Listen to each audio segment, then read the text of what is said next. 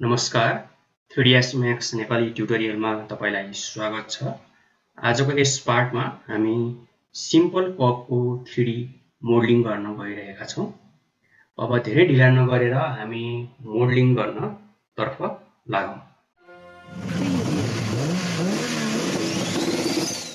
पहिला त हामीले गुगलमा गएर सर्च गरौँ कर्व भनेर, जसले गर्दा हामीलाई अलिकति भयो भने यसले भिजुअल गाइड चाहिँ गर्छ। ओके, सो पहिला चाहिँ हाम्रो कर्वको बेसिक सेप चाहिँ अहिलेको केसमा हाम्रो सिलिन्डर हो। सो हामी क्लिक एन्ड ड्र्याग गरौँ र माथि ड्र्याग गरौँ। ठीक छ, राइट माउस क्लिक गरौँ एक्जिट हुनको लागि। फ्रन्ट भ्यूमा जान एफ भन्ने बटन दाब्नु होला, जसले गर्दा तपाईँ फ्रन्ट भ्यूमा जानुहुन्छ। यहाँ राइट माउस क्लिक गर्नु होला, या यो एरोमा राइट माउस क्लिक गर्नु होला। यो ठ्याक्कै 0 भइहाल्छ, अथवा यहाँ 0 को टाइप गर्न सक्नुहुन्छ, तपाईको इच्छा।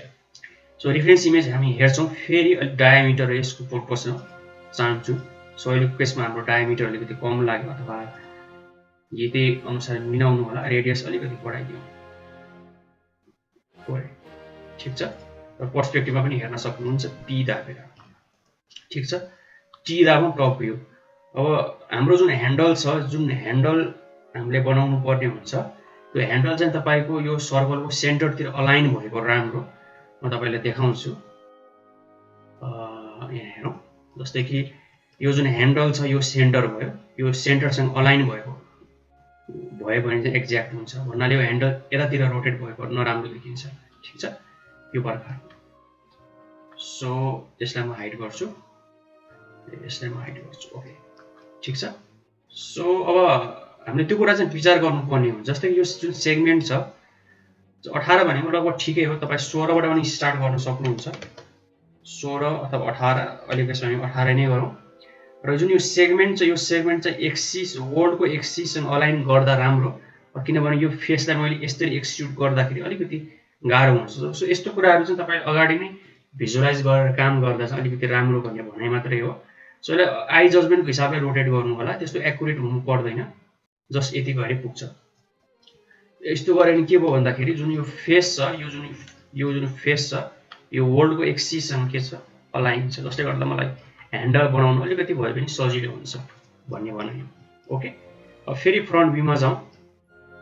जस्तै कि हामी रेफरेन्स इमेज हेरौँ, यहाँ हाम्रो ह्यान्डल यस्तरी आएको छ, राइट। सो यहाँनिर हाम्रो एउटा एज लुप चाहियो, यहाँ दुईटा एज लुप चाहियो, यहाँ दुईटा एज लुप चाहियो। ठीक छ, अब हामी एज लुप एड गर्न जान्छौँ है त। अब यसमा यो भनेको एउटा प्रिमिटिभ सेप हो, यहाँ हामी भ्यालु चेन्ज गर्न सक्छौँ।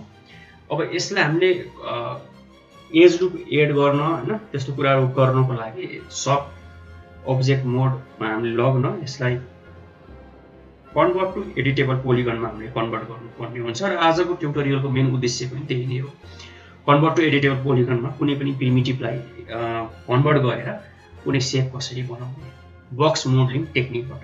ओके, बक्स मोडलिङ भन्नाले कुनै पनि प्रिमिटिभ तपाईले एड गर्नुभयो, अनि त्यसलाई चाहिँ एज लुपहरू एड गरेर भर्टेक्स फेस एजसँग खेलेर कुनै सेप प्राप्त गर्नुहुन्छ भने त्यसलाई हामी बक्स मोडलिङ टेक्निक भन्छौँ। सो राइट माउस क्लिक गर्नु होला र कन्भर्ट टु एडिटेबल पोलिगन गर्नु होला। ठीक छ, त्यसपछि तपाईको यो एरो आउँछ, भर्टेक्स भनेको 1 भयो, यो QWERTY को माथि 1 2 3 4 हो, यो भनेको 2 भनेको एज भयो। यो एउटै कुरा यहाँ गर्दा पनि भयो, यहाँ गर्दा पनि भयो, बोर्डर अनि पोलिगन एलिमेन्ट। ओके, अहिले हामी एजमा जाउँ, यो एजलाई क्लिक गरौँ।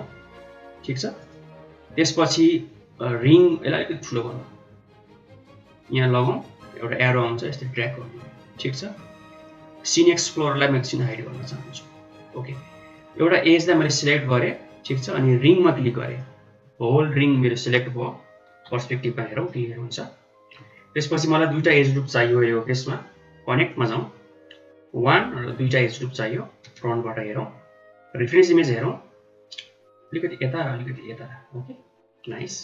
सो यसलाई ड्र्याग गरे नि हाम्रो यस्तो चेन्ज हुन्छ। सो यसरी ड्र्याग गरौँ। ठीक छ, फेरि रेफरेन्स इमेज हामी हेर्छौँ, यो अलिकति माथितिर रहेछ। सो यसलाई हामी यो जुन एज लुप, यो जुन एजमा जाउँ। ओके,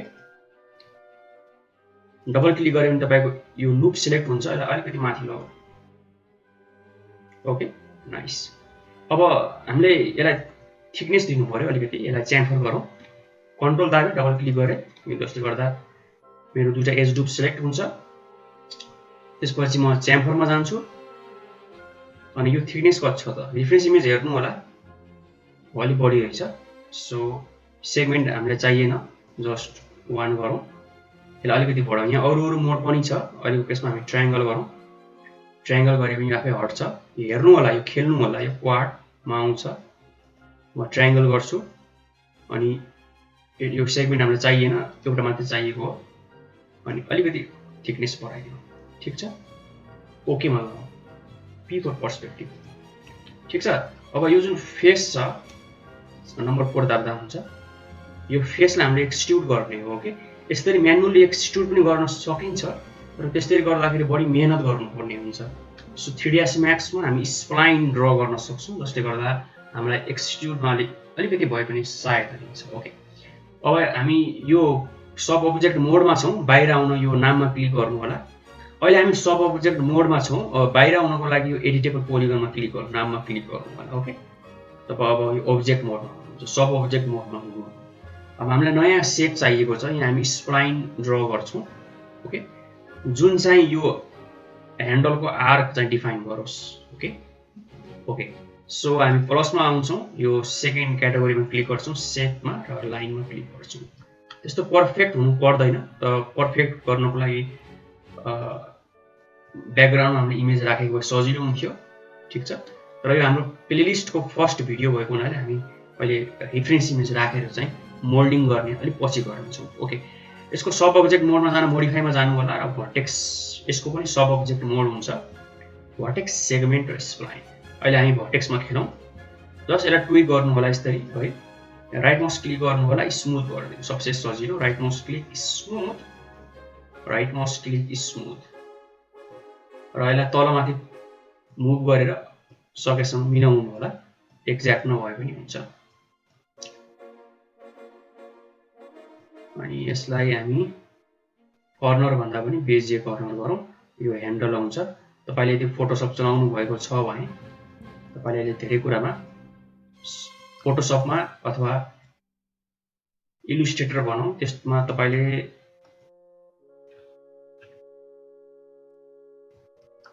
पेन टुल चलाउनु भएको छ भने तपाईले यसले धेरै कुरामा सहयोग गर्छ यो ह्यान्डलको बारेमा मैले के भन्नै पर्दैन एनीवे जस्ट ह्यान्डल लिने हैन यो भर्टेक्स तपाईको कति प्रकारको हुन्छ राइट माउस क्लिक गर्नु होला हैन अनि कुन भर्टेक्स राख्ने भनेर हेर्नु होला म्याक्सिमम हामीले स्मुथ गयो यो कुना कुनाले हामीले बेजिए मात्रै गर्दियौ बेजिएमा यो ह्यान्डल आउँछ हामीलाई यसरी मुभ गर्दियौ ठीक छ यस्तो पर्फेक्ट त छैन तर ठिकै लाग्यो मलाई अहिले अलिकति अझै मुभ गरौँ सो यो मोल्डिङ गर्दाखेरि म्याक्सिमम टाइम भनेको तपाईको भर्टेक्सलाई तलमाथि गर्दै जान्छ ओके अहिले हामी यतिमै हामी सन्तुष्टि हौं ओके अब हामी के गर्छौं अब यो सिलिन्डरमा क्लिक गर्छौं र पोलिगनमा जान्छौं हामी र नम्बर 4 पनि दाबियो यो पोलिगनमा क्लिक गर्नु होला है त्यसपछि यसलाई म अलिकति ठुलो बनाउन चाहन्छु थोरै हल्का ओके त्यसपछि म यसलाई एक्सट्रुड गर्छु स्प्लाइनलाई फ्लो गर्ने हिसाबले यहाँ हेर्नु होला के भन्छ एक्सट्रुड एलोङ स्प्लाइन यो साइडको मेनुमा क्लिक गर्नु होला अनि यहाँ धेरै अप्सन आउँछ यो स्प्लाइन पिक गर्ने अप्सन हो यसमा क्लिक गरौँ र फ्रन्ट भ्यूबाट हेरौँ सेगमेन्ट अलि कम भयो जस्तो लाग्यो नि बढाइदिनुस् 7 8 8 मा चाहिँ राम्रो देखियो 9 10 8 ठिक हो गरौँ 8 मा ठिक छ र ओके गरौँ ठिक छ अब यो जुन पोलिगन छ यो पोलिगनलाई सिलेक्ट गरौँ र डिलिट गरिदिउँ डिलिट गरिदिउँ स्प्लाइन तपाईं पछि डिलिट गर्न सक्नुहुन्छ ओके अब बोर्डर भनेको के हो यो यस्तो खाली एरियालाई हामी बोर्डर भन्छौं यो बोर्डर भयो यसलाई पनि सिलेक्ट गरौँ कन्ट्रोल की दाबे पनि एड टु सिलेक्सन हुन्छ दुईटा बोर्डर हामीले सिलेक्ट गर्यौं अब यसलाई हामीले ब्रिज गर्नु पर्यो यो ब्रिजको मेन्युमा क्लिक गर्नु होला यहाँ सेगमेन्ट बढाइदिनुस् एउटा ओके गरिदिनुस् नाइस माथि राम्रो भइसक्यो एकदमै राम्रो ठीक छ अब हाम्रो कप त बन्यो तर एमा तपाईले के कुरा राख्न मिल्दैन यसमा किनभने यसको क्याप हाम्रो क्याप छ अब यसलाई अलिकति इन्सेट गरेर हामीले थिकनेस दिनुपर्ने हुन्छ ओके अब हामी फेरि सब अब्जेक्ट मोडमा जान्छौं पोलिगनमा क्लिक गर्छौं अथवा नम्बर 4 पनि दाब्न सक्नुहुन्छ र 3ds Maxले चाहिँ पुरानो सिलेक्सन चाहिँ रिमेम्बर गरेर राख्छ। सो त्यो एक प्रकारले राम्रो पनि हो है। जस्तै कि यस्तो लामो लामो क्वाडहरू नदिनु होला, यसले तपाईले टोपोलोजीमा समस्या दिन्छ। Even distribution of edge loop चाहिँ हुनुपर्छ। सो एउटा एजलाई म क्लिक गर्छु, नम्बर 2 दाबेर र रिङमा क्लिक गर्छु र कनेक्टमा क्लिक गर्छु र यसमा राइट माउस क्लिक गर्छु, जसले गर्दा यो प्रकारको इक्वल डिभिजन भयो। र ओकेमा क्लिक गर्छु अथवा टिक मार्कमा क्लिक गर्छु। पोलिगनमा आउँछु र यो फेसलाई क्लिक गर्छु है, यसलाई फेस भनौँ, पोलिगन भनौँ। एक्ज्याक्ट भन्नुपर्दा यो यानगोन हो है। सो इन्सेटमा जाउँ, यति थिकनेस पनि नदिउँ। सो अहिले मैले आर्बिट्रेरी डिस्टेन्स राखेर गरिरहेको छु है। सो 1.8 सेन्टिमिटर त हुन, थिकनेस अझै कम हुन्छ 1.5, तर अहिले हामीले आर्बिट्रेरी राखेर गरेको मात्रै हो। ठिक छ। अब यसलाई एक्सट्रुड गर्नु पर्यो तल। एक्सट्रुडमा आएर यो भ्यालु नेगेटिभ पनि गर्न सक्नुहुन्छ तपाईँ। सो म यहाँ राइट माउस क्लिक गर्छु र 0 एक्सट्रुड गरेँ मैले। एक्सट्रुड त भएको छ तर 0 एक्सट्रुड भएको छ। फ्रन्ट भ्यूमा जान्छु, F3 दाब्छु, जसले गर्दा म वायर फ्रेममा जान्छु र यो गिज्मोको सहायताले यसलाई तल मुभ गर्छु। यति नै गरौँ। ओके, यो धेरै कम पनि नगर्नु होला, अलिकति यति गरिदिनु होला। भन्न खोजेको यो थिकनेस र यो थिकनेस सकेसम्म बराबर होस्, अथवा यो अलिकति बढी हुँदा पनि फरक पर्दैन है। यस्तो चाहिँ नगर्नु होला, यतिसम्म गरिदिनुहोस्। Okay, nice. P for perspective. अब हामी F4 दाबौँ। यो F3 ले चाहिँ तपाईको के हुन्छ सम्झिनु होला। F3 ले तपाईको वायर फ्रेम र सेडेड, अनि F4 ले चाहिँ के गर्छ, जुन सेडेड मोडमा वायर देखाउने कि नदेखाउने। ओके, यो कुराहरु मैले अगाडिको पार्टमा मैले एक्सप्लेन गरेको छु। यो प्लेलिस्टमा चेक गर्नु होला अगाडिको भिडियो, जसमा चाहिँ हामीले बेसिक कुराहरु, नेभिगेसन कुराहरु सिकेका छौं।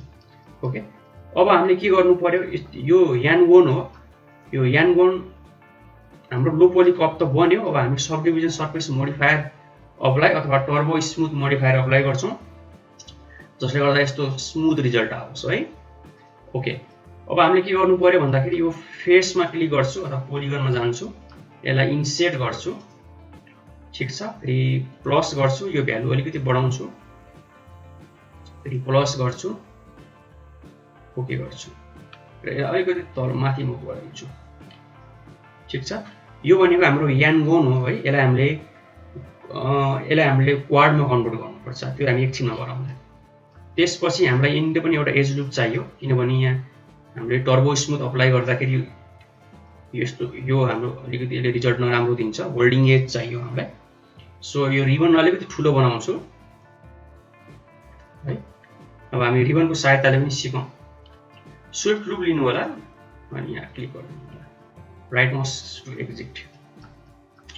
यहाँनिर पनि हामीलाई चाहियो स्विफ्ट लुप, र यहाँनिर पनि चाहियो, र यहाँनिर पनि चाहियो।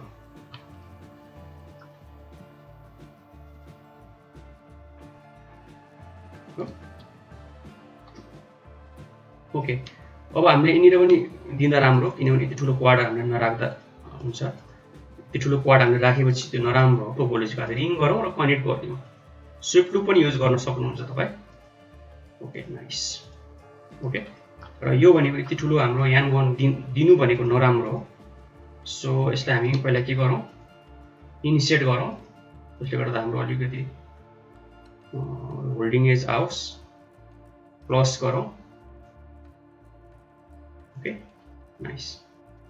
फ्ल्याट सर्फेसमा यस्तो तपाईले यति ठुलो यानगोन राख्दाखेरि खासै फरक पर्दैन, तर यो जब यो बेन्ड हुन्छ अथवा कर्भ फेसमा तपाई यति ठुलो यानगोन राख्नुहुन्छ भने तपाईको शेडिङमा समस्या हुन्छ।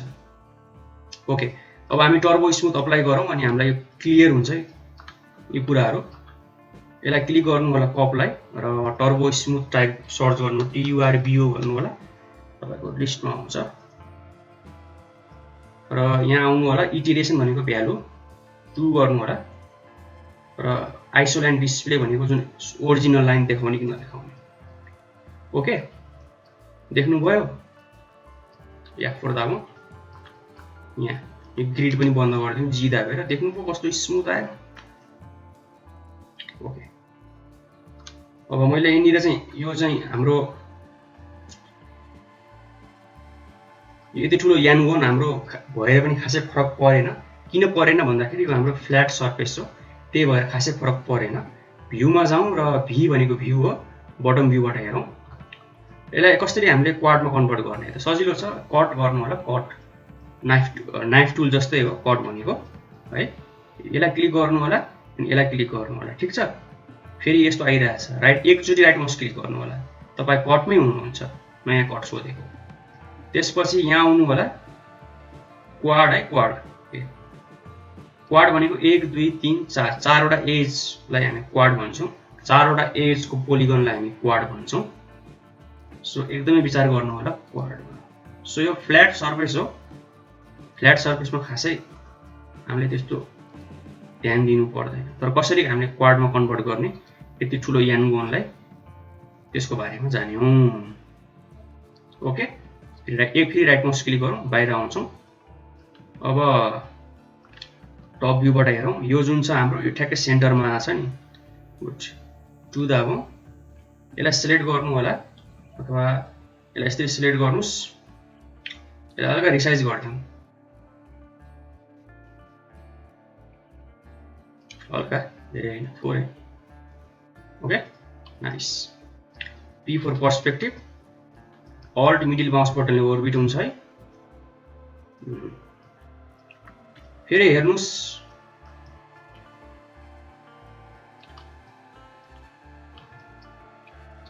तपाईँ होल्डिङ एजको कन्सेप्ट म तपाईँलाई क्लियर गरिदिन्छु। एकदमै जुनसुकै सफ्टवेयर होस्, यो होल्डिङ एजको कन्सेप्ट काम लाग्छ। जस्तै कि यो होल्डिङ, यहाँ मैले होल्डिङ एज किन दिएँ, सपोज मैले यसलाई सपोज हेरौँ है त, यसलाई मैले तल मुभ गरेँ भने के हुन्छ, हेरौँ है त, तल मुभ गरेँ हो। अब यो एजलाई होल्ड गर्ने यसको छिमेकी एज छैन। हेर्नुहोस् त कस्तो स्मुथ आयो। अब यसलाई तपाईँ सार्प गर्न चाहनुहुन्छ भने यसलाई यसको नजिक लगाउनु पर्यो। देख्नुभयो कस्तो सार्प आयो। ओके, अब हामी के गर्छौँ, याम फर मटेरियल, दुईटा मटेरियल हुन्छ, सिलेक्ट पनि आएको हुनसक्छ। तपाईँको मोडमा जानु होला, कम्प्याक्ट गर्नु होला है, दुवै काम लाग्छ। यसलाई कुनै एउटा मटेरियललाई क्लिक एन्ड ड्र्याग गरेर यहाँ अप्लाई गरिदिनु होला। डिफ्युज भनेको कुन डिस्प्ले हो होइन, कालो नगरौँ, अहिलेको केसमा व्हाइटै गरौँ। अनि स्पेकुलर भ्यालुहरू पनि छ यहाँ। अनि आइसोलाइन डिस्प्ले, ठिक छ। F4 दाबौँ। वायर फ्रेमको कलर यहाँबाट चेन्ज गर्ने हो, कुनै पनि अब्जेक्टको नाम यहाँबाट चेन्ज गर्ने हो। नाइस, हेर्नुहोस् त हामीले कति सजिलै प्रिमिटिभ एड गरेर हामीले कपको 3D बनायौँ। मलाई विश्वास छ यो ट्युटोरियलले तपाईँलाई कन्भर्ट टु एडिटेबल पोलिगनसँग रिलेटेड कुराहरूमा सहयोग गरे होला। र भोलिको दिनमा त यस्तै ट्युटोरियलहरू त हाम्रो अवश्य आउने नै छ। र च्यानलको ग्रोथको लागि please like, share and subscribe अवश्य गर्नुहोला। Thank you very much.